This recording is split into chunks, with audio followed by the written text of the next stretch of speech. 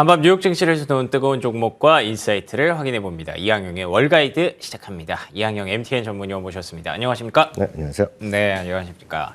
오늘의 핫스탁 세 가지 열어보도록 하겠습니다. 첫 번째 핫스탁은 콜드 스탁이죠. 네, 월트 디즈니였습니다. 왜 자꾸만 구독을 취소할까요?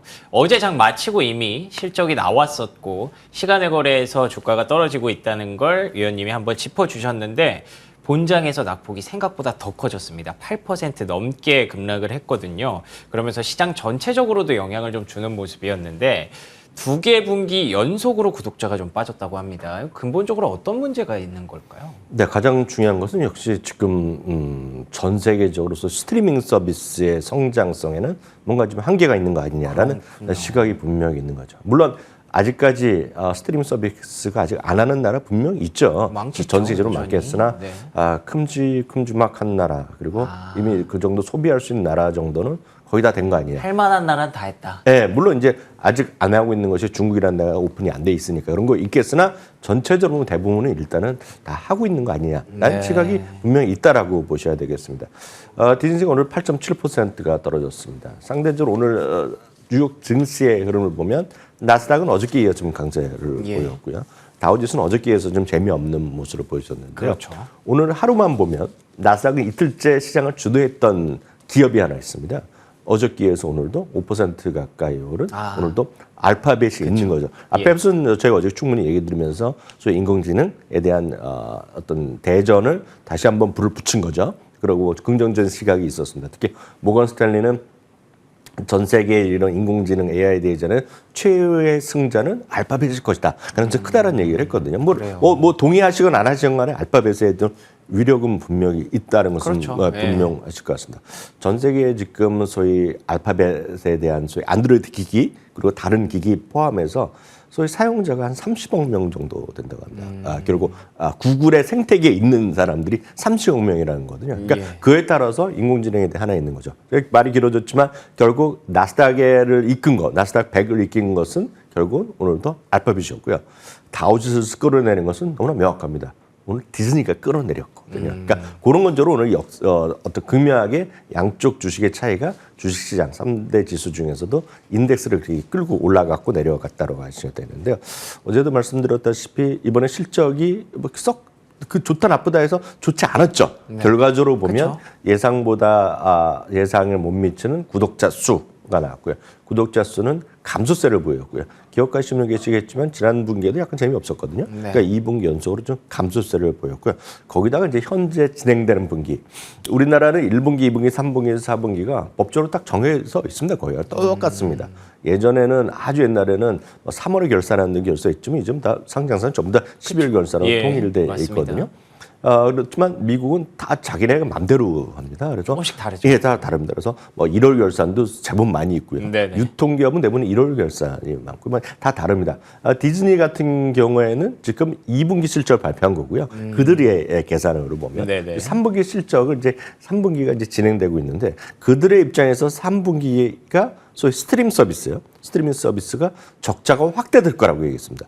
물론 이 올해가 상당히 좀 어떤 이전하는 단계이기 때문에 내년에 좋아질 수 있다라고 분명히 얘기를 했지만 좀 적자가 확대될 거라고 얘기하니까 예상보다 더 확대된다고 얘기하니까 사람들은 지금 투자 의견을 좀 내리거나 투자 의견 목표 주가를 뭐 CEO가 그렇게 말하면 네, 그렇게 좀 부담스러울 수밖에 없죠. 딱 이 그림이거든요. 이 그림이 보면 넷플릭스는 작년에 2분기 연속 감소하고 그래서 좀 플러스가 난 상태가 또 2분기, 3분기에 지속되고 있고 완만하게 좀 늘어나고 있는 반면에 저 디즈니는 아직까지 수치가 적은 상황에서 지금 2분기 연속 감소세를 했다는 거거든요. 벌써 꺾였다. 네, 이 그림에서 모든 것이 전 설명력이 있다라고 보고 있고요.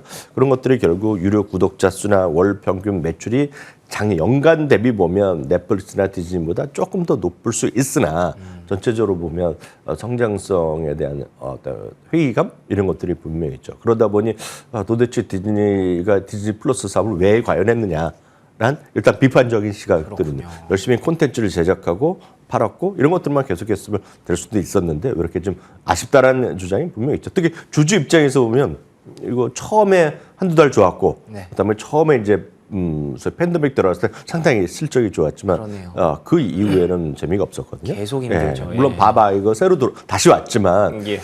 스타벅스와 다른 어떤 결과, 스타벅스 다시 CEO가 오면서 회복됐고 다시 CEO로 물려줬는데 일단 바바 이거 어느 정도 지금 역할을 할지에 대해서도 회의적 시각이 많이 있고요. 월가는 목표 주가가 2군데 정도가 최소한 하향됐다라고 일단 이해하시면 되겠습니다. 알겠습니다. 현재 구독자가 좀 빠지고 있는 것도 중요하지만 다음 분기에 적자가 확대된다라고 얘기를 하면 투자자나 이제 월가 입장에서는 뭐 이렇게 대응을 할 수밖에 없죠. 좀 안타까운 환경이 지속되고 있네요. 자, 두 번째 핫스탁 열어보도록 하겠습니다. 두 번째 핫스탁은 로빈훗입니다. 시장이 좋아지기는 좋아진 것 같습니다. 왜냐하면 로빈훗 또 1분기 호실적을 발표를 했거든요.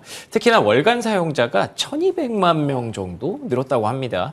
이 여세를 몰아서 24시간 거래까지 도입을 한다고 하는데 작년보다는 확실히 좋아진 건 맞나 봐요. 네. 특히 이제 전분기보다 이제 작년 혹시 기억하시겠지만 작년 12월 말 혹시 기억하시는지 모르겠습니다. 작년 12월 말만 하더라도 연말이다 보니까 내년도에 대한 기대감 물론 꿈과 희망을 갖자 했지만 그런 희망을 갖는 분이 손 치더라도 거의 내려놨을 거. 분위기 그때 최악이었어요. 네. 나스닥이요. 12월 28일 날이 최근에 가장 저점이었거든요. 그랬죠. 10월부터 약간 반등을 하다가 다시 주저앉아갖고 12월 27일, 6칠은 주가가 아주 급락했는데 그 이후부터 갑자기 바짝 좀 반등하고 있는 그런 모습이었습니다. 그게 이제 전분기였다 그러면 이번 1, 2, 3은 어땠냐라고 간단하게 우리 시청자분들 생각하시면 되겠습니다. 주당 손실은 예상보다 좀 적었습니다. 62센트 정도가 적자로 예상했었는데 57센트가 나왔고요. 매출도 예상보다 조금 더 높게 나왔습니다. 그래서 이 정도가 딱 시장에서의 관심이라고 보셔야 되겠고요.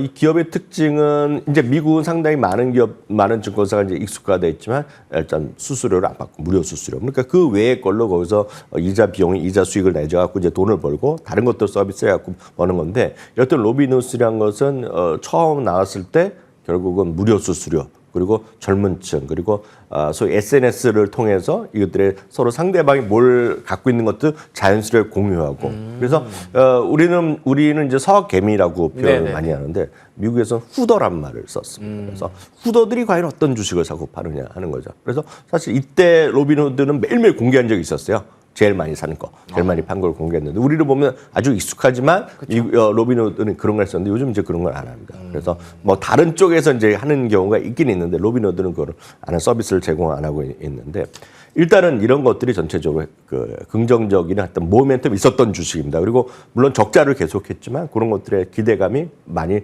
불러일으켰던 그리고 미국에서도 개인 투자가 되게 확산하는데 가장 이런 것들이 있었습니다. 물론 비판한 사람들이 있습니다. 바로 이 로빈후드 때문에 무료로 하다 보니까 잦은 매매를 유도했다. 그래서 잦은 매매를 유도하는 것은 결국은 개인들에 보면 수익 손실의 확대를 얘기하는 경우가 뭐 미국에서는 정론으로 있거든요. 그러니까 그런 것들에 대한 아쉬움이 있었다라고 보셔야 되겠습니다. 근데 이번에 이제 발표한 거는 24시간 거래 시스템을 이제 론칭한다 얘기하고 있습니다. 그렇죠. 이게 우리나라도 보면 이제 주간 거래를 오픈하는 경우가 있습니다. 이게 제3시장을 통해서 하는 건데요. 로빈후드 구체적인 얘기는 안 했지만 그런 걸 통해서 하겠죠. 그러면서 비트코인은 일주일 내내 24시간 하잖아요. 그렇죠. 근데 이제 주시장은 5일 동안 이제 24시간 하겠다. 얘기. 월화 수목 금까지 하겠다는 얘기를 하고 있습니다. 다만 이제 이 회사는 기본적으로 지금 적자를 계속해오고 있다는 얘기가 되겠고요. 또 하나 시장의 어떤 시황이 아주 너무 지나치게 연동된 것은 뭐 증권회사의 한계라고 볼 수 없겠는데요. 잠시 전에 보여드렸던 표 한번 다시 보여주시면 이 회사가 신뢰도가 이제 부족한 것이 가장 좀 아쉬운 부분이 되겠습니다. 무슨 얘기냐면 이 그림이 되겠는데요.